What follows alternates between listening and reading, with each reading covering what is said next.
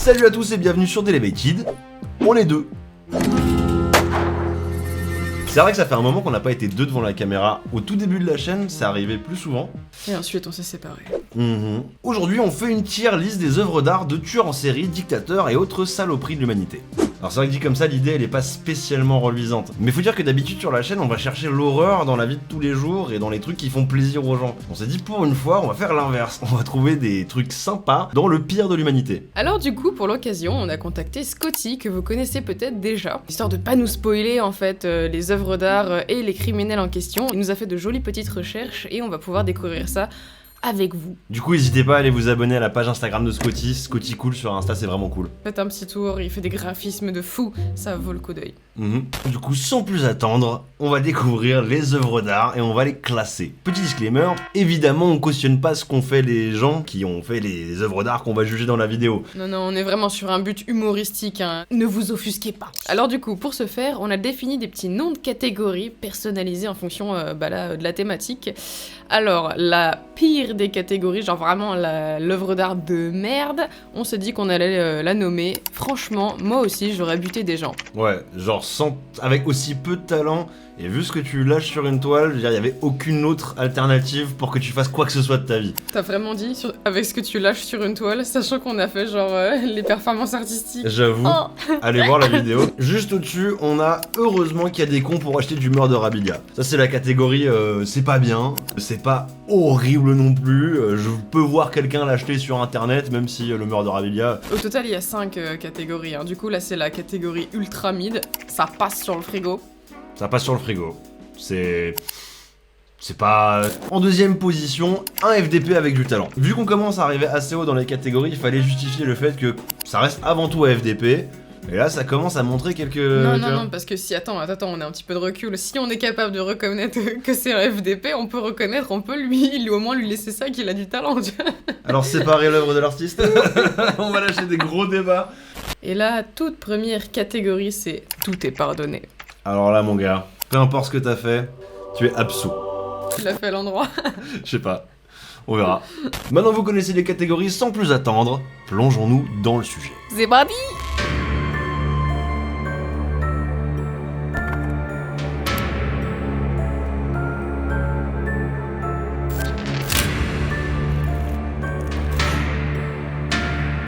Criminart, les œuvres d'art des pires criminels. Ah, on en reconnaît déjà, hein. Alors déjà, moi je suis très fan de ces petits emojis, émoticônes, couteaux. Moi j'avoue, il nous a fait un petit truc sympa, on se croirait chez Amixem, genre on a une prod et tout.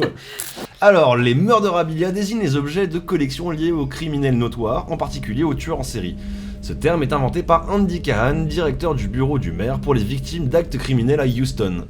Ce marché concerne aussi bien des objets commercialisés représentant le tueur ou la scène de crime, comme des t-shirts, magazines, figurines, sites web, pierres tombales ou modes de terre du jardin où le tueur a enterré ses victimes, etc., que des objets appartenant au criminel ou créés par lui, photos, vidéos, lettres, dessins, œuvres d'art, orthographe, bref. La totale.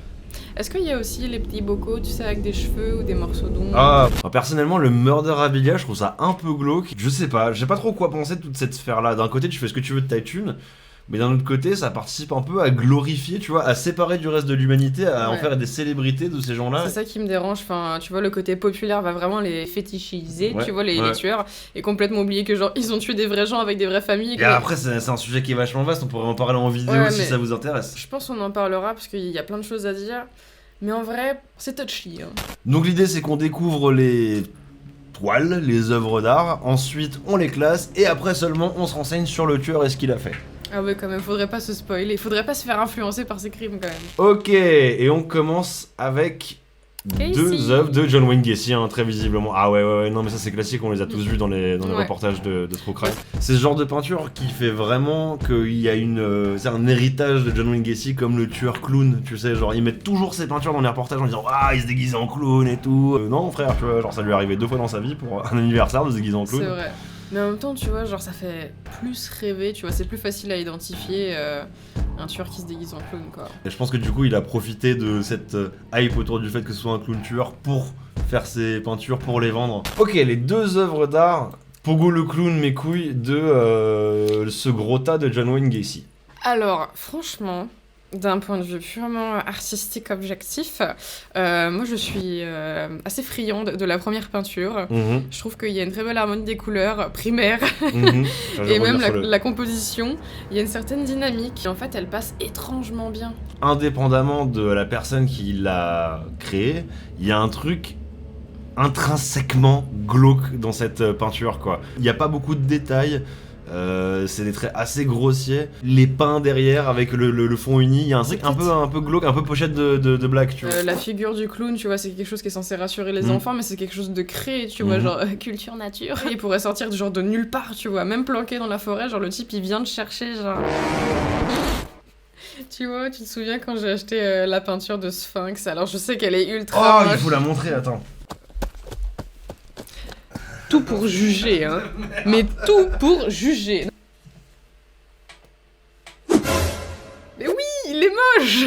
Il a un truc dans le regard. C'est dégradé, d'accord, c'est assez formidable. Je sais pas, il y a un truc, tu vois, genre... Oh, c'est la peinture maudite. Ouais, c'est complètement genre le truc qui va avoir une histoire de malédiction. Ah, quoi. Tranquillou. Tranquillou. Cette espèce de sourire figé dégueulasse. J'aime bien les couleurs. Les couleurs sont sympas. Moi j'aime bien cette peinture-là, mais vas-y, reviens sur les catégories, on va se mettre d'accord. Ouais, en termes de composition, de couleurs, de talent général, pour moi, ça va dans la catégorie heureusement qu'il y a des cons pour acheter du Murderabilia. J'espère que la nana qui a peint le Sphinx que j'ai acheté, elle a buté personne. Hop, voilà. Eh bah désolé tout le monde, visiblement on a été hanté par un esprit malin qui nous a tout déglingué dans la technique. À mon avis, les esprits des criminels se sont réveillés, tu vois, on les a un petit peu trop titillés. Mais on va pas s'arrêter, on a tout réglé, désolé pour le problème de son, on continue. Alors, John Wayne Gacy, tueur en série américain actif dans les années 70, connu pour avoir agressé et assassiné au moins 33 jeunes hommes et adolescents. Rien que ça. C'était un mec, voilà, on part sur une base de mec bien, quoi, déjà, ouais. ça donne le ton un petit peu pour le reste de la vidéo. Oui. Il se faisait passer pour un clown lors d'événements communautaires, ce qui lui a valu le surnom de Killer Clown. Condamné à mort en 1980, il a été exécuté par injection létale en 1994. Ok, c'était tout pour John Wayne Gacy. On passe à la suite. Alors ça... Qu'est-ce qu'il y a écrit? Skinned Human Face. Skinned Human Face, ouais. Ouais, c'est un scalp de visage, quoi. Ouais, clairement, ouais.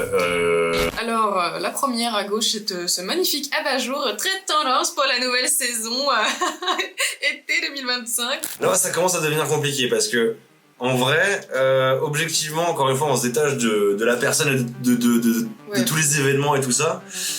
La photo de gauche pour présenter l'œuvre, elle est méga stylée. Hein. Il y a un côté Necronomicon, en fait, que je dirais que ça me parle, quoi. Certes.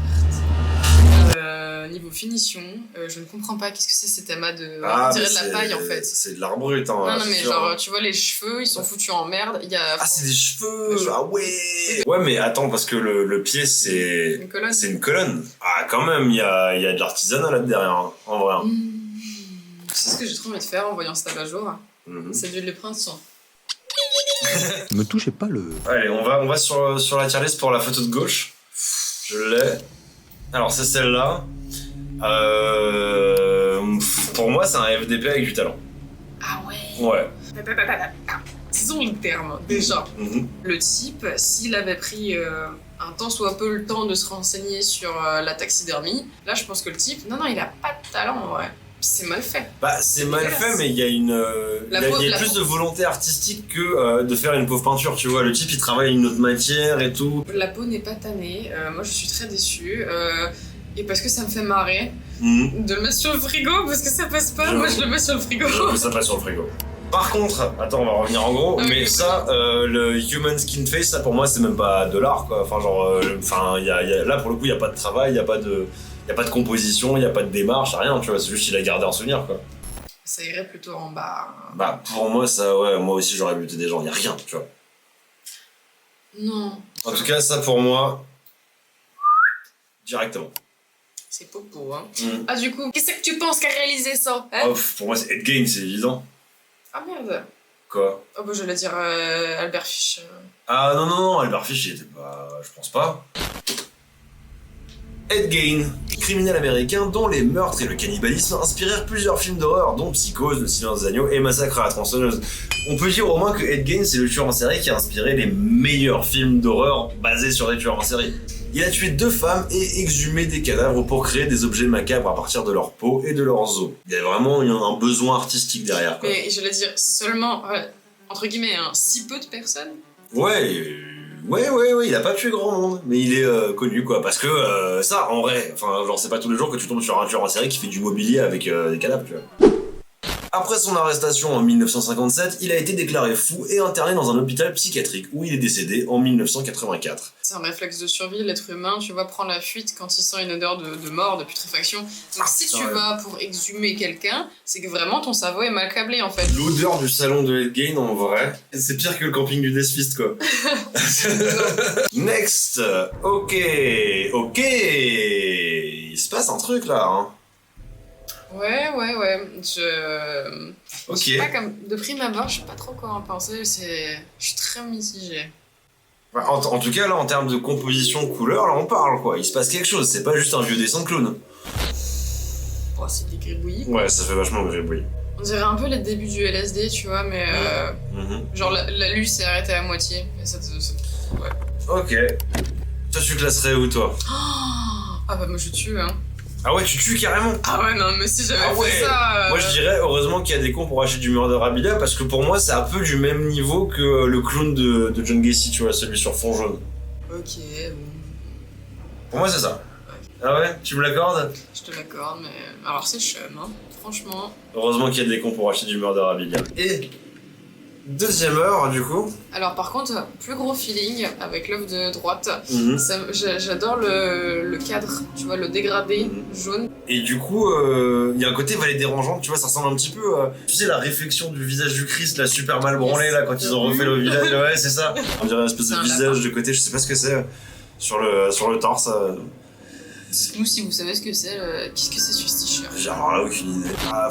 Il y a... En vrai, pour moi, c'est la même chose. Mais techniquement, c'est une peinture, le visage, il est très bien fait. Ouais, mais pour moi, ça passe sur le frigo maximum.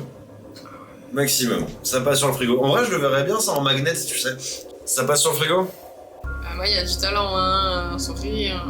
Bon, alors, je t'accorde Manson. Je t'accorde le FDP avec du talent. D'accord, merci. Parce que il me semble que c'est ça, du coup. Charles Manson. Alors, qui c'était notre bon vieux Manson? Ça, je pense que c'est la personne que tout le monde connaît au moins de nom. Même s'il y a assez peu de gens qui savent ce qu'il a fait réellement. Eh bien, Charles Manson, criminel et gourou d'une secte appelée la Manson Family, responsable d'une série de meurtres en 69, dont celui de Sharon Tate. Il manipulait ses adeptes en prônant une apocalypse raciale, sympa, qu'il appelait Helter Skelter. Voilà, aussi terme assez connu, hein, ça. Normalement, même si vous connaissez pas... Vous connaissez peut-être l'album des Beatles. C'est un truc que tout le monde a déjà entendu au moins une fois. Condamné à la prison à vie, il est mort en 2017 après des décennies d'incarcération. Cette peinture représente sa vision de Mona Lisa. Tu veux pas le baiser d'un cran, du coup? Mais quoi? Vas-y, ça passe sur le frigo.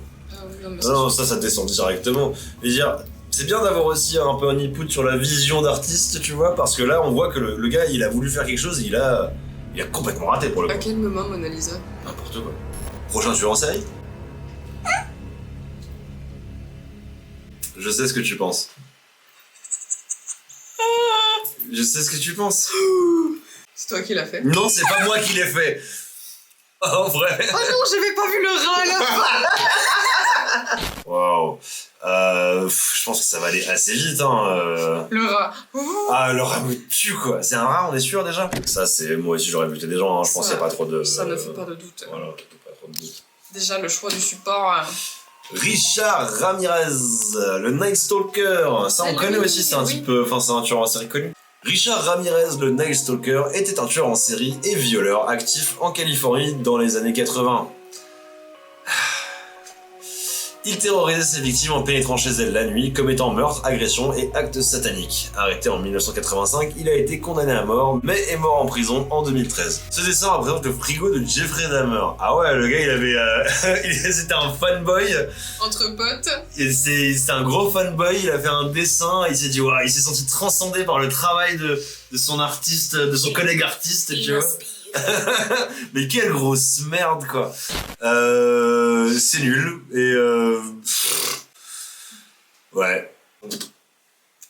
Waouh. Ah, alors là, il y a quand même... Ok, il y a beaucoup de trucs, là. On va se concentrer sur Captain America. Ok. C'est un peu ton pote au collège qui apprend à dessiner, qui dessine un petit peu mieux que la moyenne, mais pas trop, et qui dessine tous les super-héros, tu sais. Ensuite, on a un genre de Frankenstein sur un bateau. Le troisième, c'est du coup un lapin qui passe à travers le cerceau d'un clown. D'un clown terrifiant. Sans intérêt, quoi. Le squelette et la lune, là, pour le coup... En fait, on dirait un type qui dessine pour un livre de coloriage. Des flashs d'un mauvais tatoueur. Ah putain. Et le dernier. Une Pieuvre. pieuvre qui peint, de machin, ouais. C'est une pieuvre serveuse. Elle a une torche, elle a aussi un petit cerceau avec un lapin qui passe au travers. C'était un truc qu'il savait dessiner, ça. Bah, je pense que tout ça, c'est la même catégorie, quoi qu'il arrive. Hein. Pour moi, ça passe sur le frigo. Moi, je le descendrais d'un cran. Ah ouais? Franchement, c'est... Le frigo, mais c'est complètement osef. Hein. Ouais, non, mais ça, pour le coup... Allez, on fout tout ensemble. Hop là... Ok, donc tout ça, ça passe sur le frigo. C'est Henry Lee Lucas. Pour le coup, c'est le premier type de la série dont là, je pense pas avoir entendu parler. Enfin, c'est pas un nom qui me...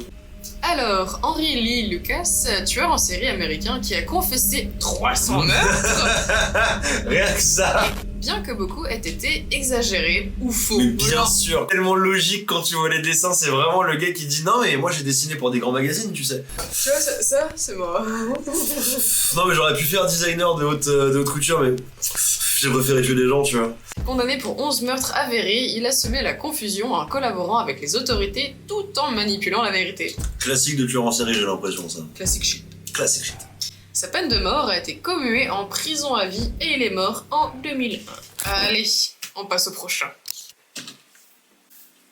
Ah oui, là on sait me parler, là.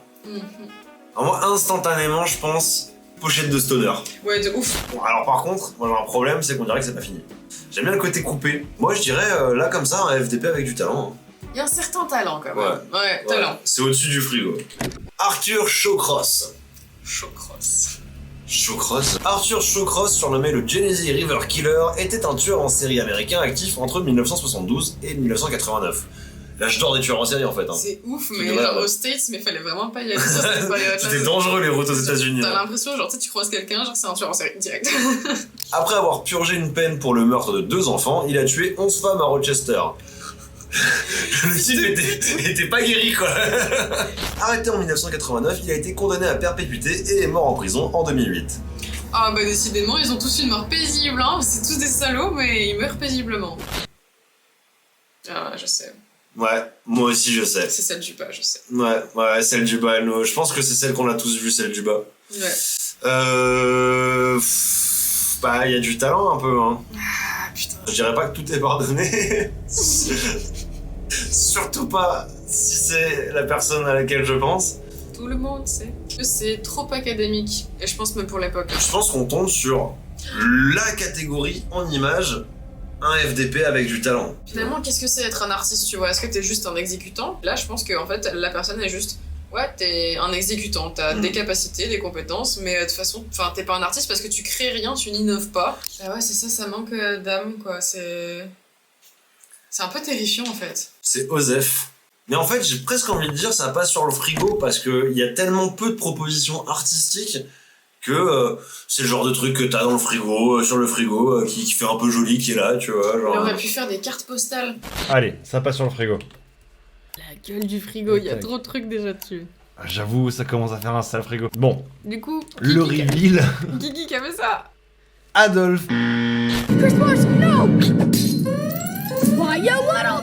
Ok, attends, je vais juste vérifier que tout tourne parce que du coup je commence à abader. Parce qu'on s'amuse, hein. Mais les esprits malins sont là. Alors, pour ceux qui ne le savent pas, Adolf était le dictateur de l'Allemagne de 1933 et 1945 et l'initiateur de la Seconde Guerre mondiale, responsable de la Shoah et de millions de morts. Putain. Il prônait une idéologie raciste et totalitaire. Assiégé à Berlin, il s'est suicidé comme une pauvre merde en 1945 pour échapper à la capture. Non, ça c'est ce qu'ils essayent de te faire croire. Alors peut-être qu'en tant qu'artiste, c'était une grosse merde, mais en tant qu'être humain, c'était encore plus une grosse merde. Petit frustré, on comprend en fait. Ça a du sens. Next. Ah. J'aime beaucoup la façon dont tu as composé ce PowerPoint, Scotty.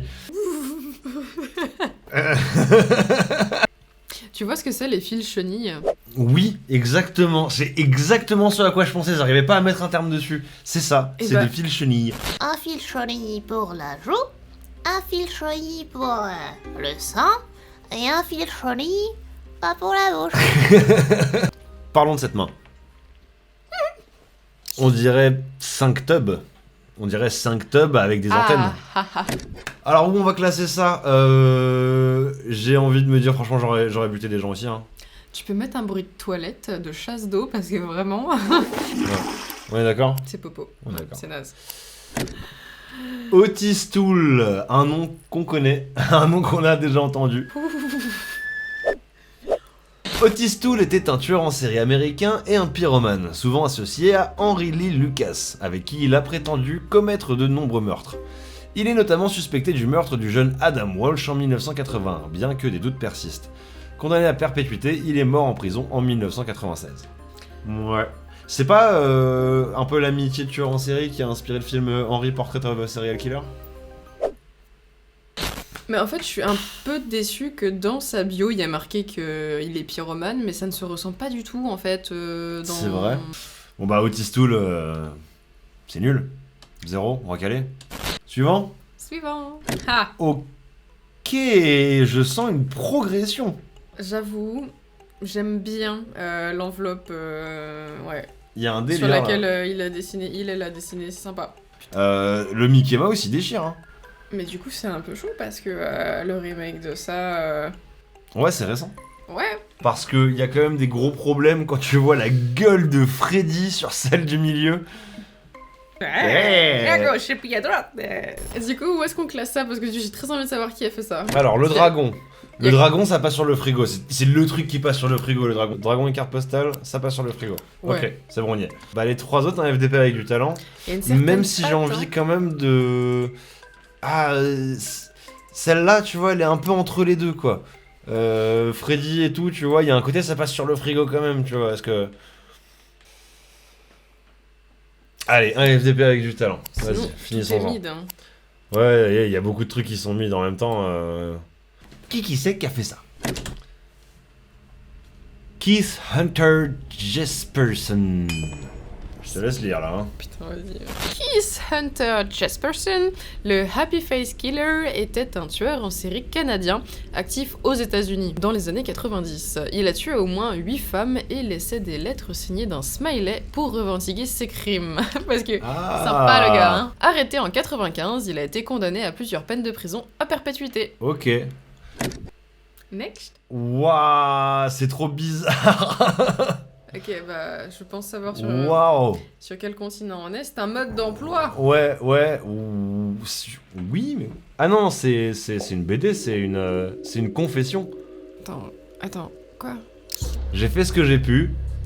J'ai porté cette bête morte à l'intérieur de la salle de bain. J'ai attrapé son poignet. Bruit de toucher. Son corps était lourd, difficile à bouger. J'ai ensuite coupé des morceaux de viande dans ses fesses. J'étais épuisé. Elle était lourde comme une vache. Miam, honk honk. I was Lord again. Je bandais à nouveau. C'était super lourd. Je chante toujours une chanson quand je suis heureux. Je suis chrétien. Je suis... Jésus est mon berger, il me guide au paradis.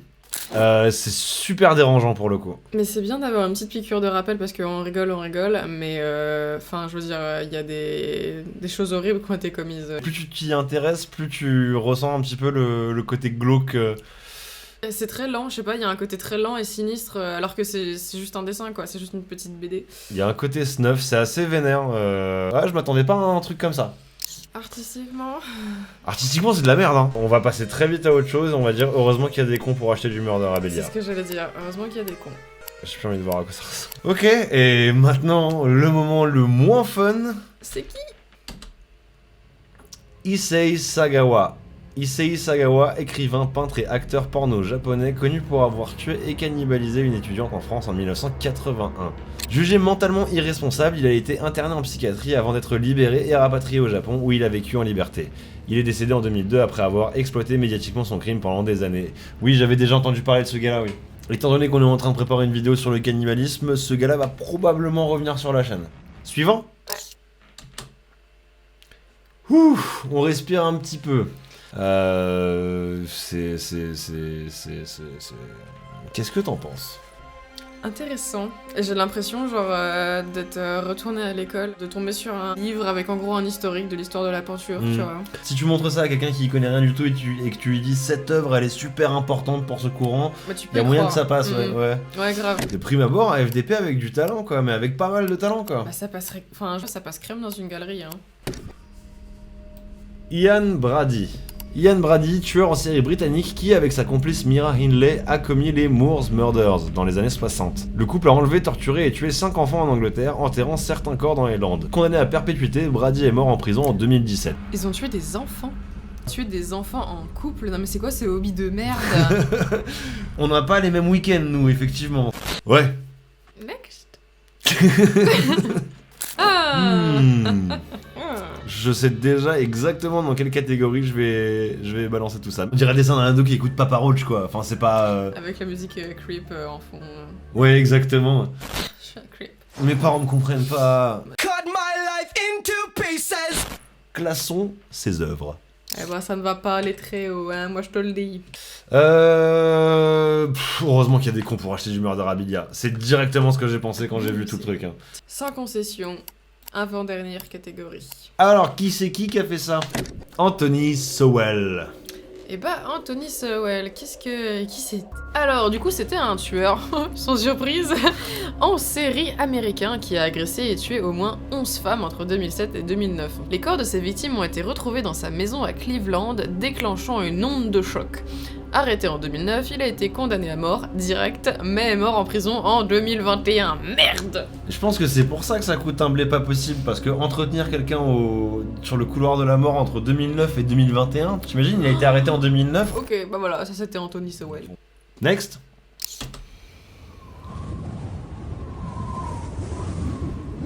Bon, on a les éternelles mains ensanglantées sur le papier, donc ça c'est direct Murderabilia pour les connards. Mais il y a toujours, il y a quand même des motifs, un pattern, tu vois, qui se dessinent, les paysages, les figures des personnages horrifiques, de films ou de littérature, et maintenant le cul. Le cucu. Ouais, franchement c'est de l'art d'ado edgy quoi. Non, y a pas de... On ne sent pas la patte. Et ça part dans tous les sens. Qu'est-ce que c'est que ça? De là à dire, moi aussi j'aurais tué des gens, non. Non. Mais Ah, je le mets pas sur le frigo. Ouais. Non, je le mets pas sur le frigo. Non, les cons. Non, Allez. heureusement qu'il y a des cons pour acheter du Murderabilia quand même. Hein. Qu'est-ce qu'on ferait sans eux? Ils nous auront bien sauvé la mise. C'est Elmer, le chasseur. Bah oui, évidemment. Elmer Wayne Henley était un complice des meurtres en série commis par Dean Corll, surnommé le Candyman au Texas dans les années 70. C'était pas le tueur en série lui, c'était le complice du tueur en série. Mais franchement, l'héritage de merde que tu laisses derrière toi quoi, genre j'étais complice de meurtre d'un mec qui lui était le tueur en série. C'est vraiment... Aux soirées mondaines, tu sais, en enfer. Vous voyez le type super connu? Bah moi je le connais. Impliqué dans l'enlèvement et l'assassinat d'adolescents, il a fini par tuer Corll en 1973, mettant fin au massacre. Condamné à perpétuité, il est toujours incarcéré. Eh bah merci. Donc lui, il est encore en vie, et il a fini... La seule personne qu'il a vraiment tué, c'est le tueur en série. Mais finalement, bon, il a fini par rentrer dans le droit chemin, quoi. Tu vois ce que je veux dire? Le premier, c'est une chambre, on dirait un peu... je sais pas, genre une pochette de Mayhem, tu sais, genre mais dessinée par un ado qui écoute un peu trop de black metal. Ouais, on dirait une chambre.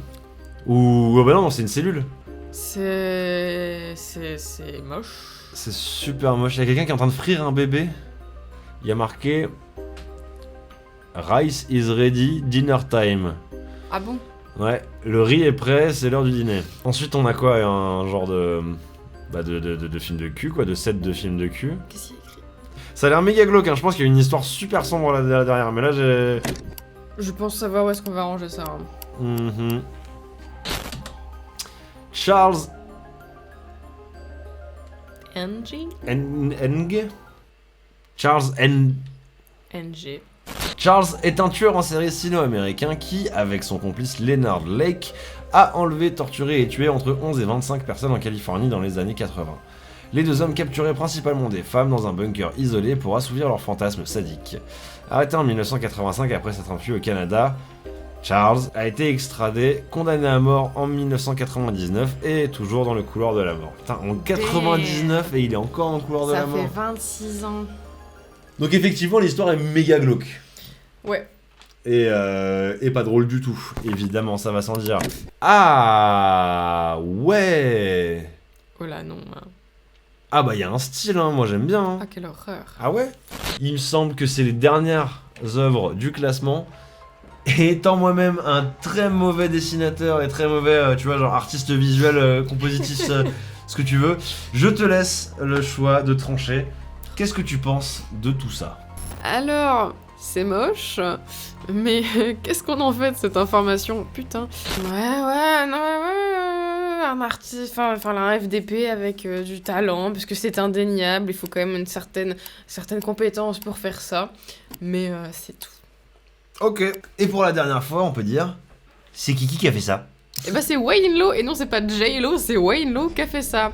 Et bah c'était un... Ah bah super, un tireur de masse, tout simplement sino-américain, qui a perpétré une fusillade en 1992 au Bard College à Simon's Rock, dans le Massachusetts.